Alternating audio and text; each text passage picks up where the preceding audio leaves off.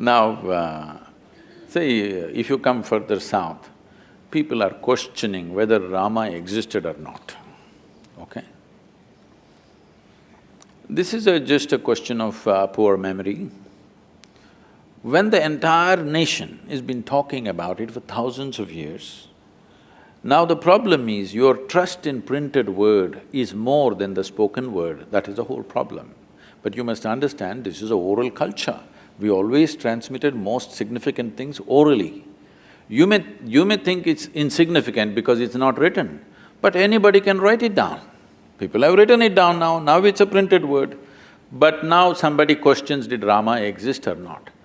Not in one place, in entire culture, when everybody is talking about the same story with minor variations here and there, it could not have been just made up by all the people. So I guess his point was also by bringing in the Iliad example the same, that the war on Troy did happen, but the fact that Homer says that 14,000 horses were there is clearly not truth. Maybe not. Maybe Ram did exist, but other facts which are… other things… See, we are after all Indians, we invented zero. We have certain freedom in using number of zeros. We're taking liberty with that. Don't… see whether 6,000–7,000 years ago, whether 100,000 men fought or 10,000 men fought, doesn't make a difference. The way the story is said in this country is not for its facts, but for its truth. You're trying to bring out a certain truth.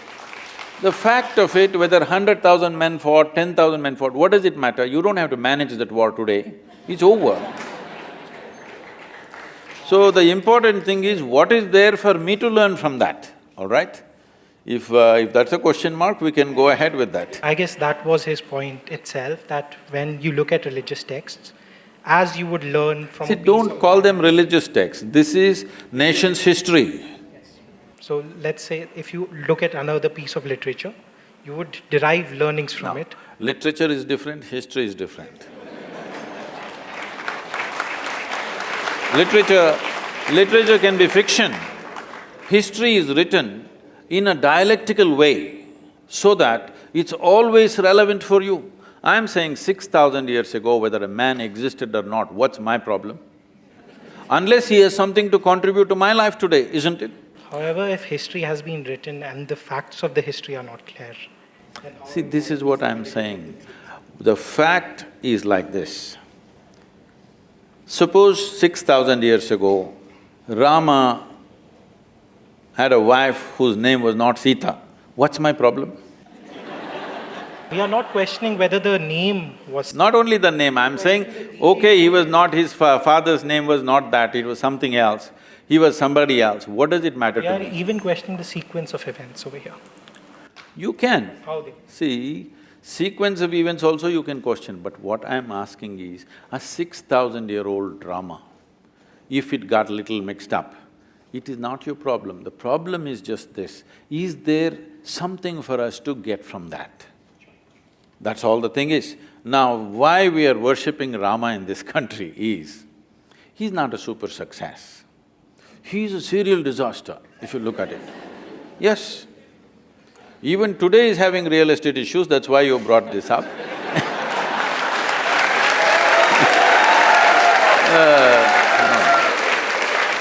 But it is not today alone, it's not today alone. Right from the beginning of his life, he is in trouble and trouble and trouble and trouble. See, he is rightfully a king. He's coronated at the age of 17 or 18. He marries a princess, and within 1 or 2 years, he's sent to the forest. They didn't go to the jungle for picnic. As some of the television serials are showing Rama, Sita doing all that. No, it is like, throwing him out of the kingdom from his power and everything. That itself would have shattered a man, but he settled down there. But Rama is also an insecure person who, when Sita came back to him, first she sat through fire. We will come there, don't jump. First let's kidnap her, no. See, now you're changing the… See, now you're changing the sequence of things. First, let's kidnap her, all right?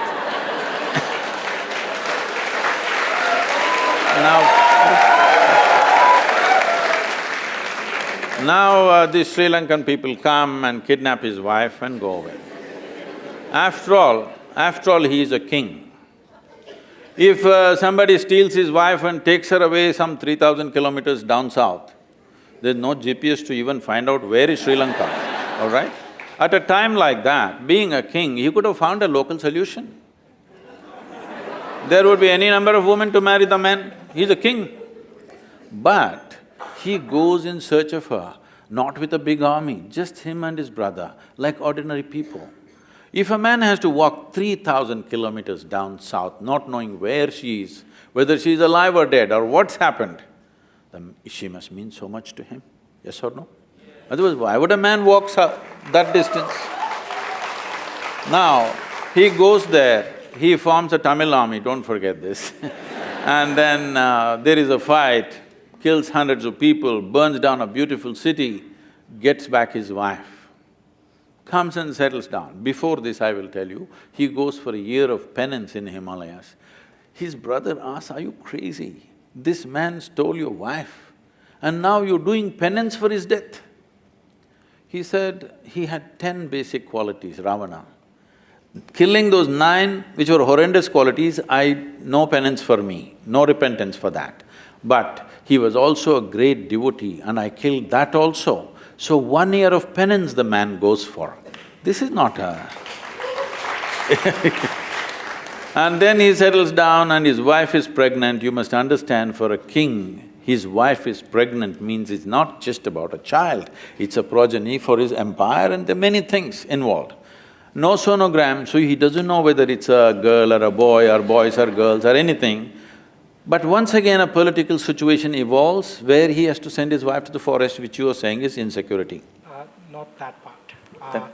So we can even begin from the first point in which after he rescues Sita, Sita has to sit through a fire to prove that she is pure. For whom? So that other people will accept her. Because Rama cared about how people saw him. Rama, when he came back, a random dhobi in your kingdom said that, "Sita, I am not like Ram who will keep a woman in my house who might have a child which is not mine." For this, Rama sends away Sita again to the forest. That is the insecurity you're talking about. At any point, Rama wanted his people to love him. No, let's come to this properly. Today in our country, there are many kinds of things. I'm asking you, do you want a leader for this nation who puts the people of this nation above his own family and his personal love? I'm asking you. Or do you want a Dhritarashtra, at any cost my son? You want a man who puts the citizens of this country above his family. This is not just another woman for him. He went and fought a battle for her, walked 3,000 kilometers. This is not just another woman.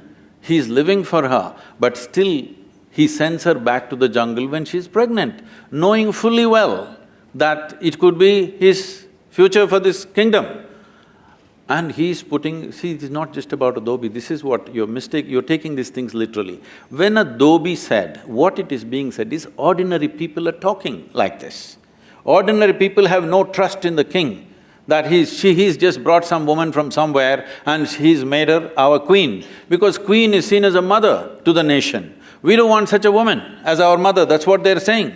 She went and lived with some man somewhere. This is what the people of those times are saying.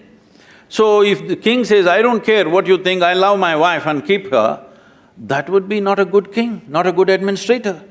So he is putting his people above somebody that he loves very, very dearly, and she's pregnant. It's not a small thing for him, it means a world. But still, he sends her to the jungle. This should be bowed down to, this is why we bow down to the man, no?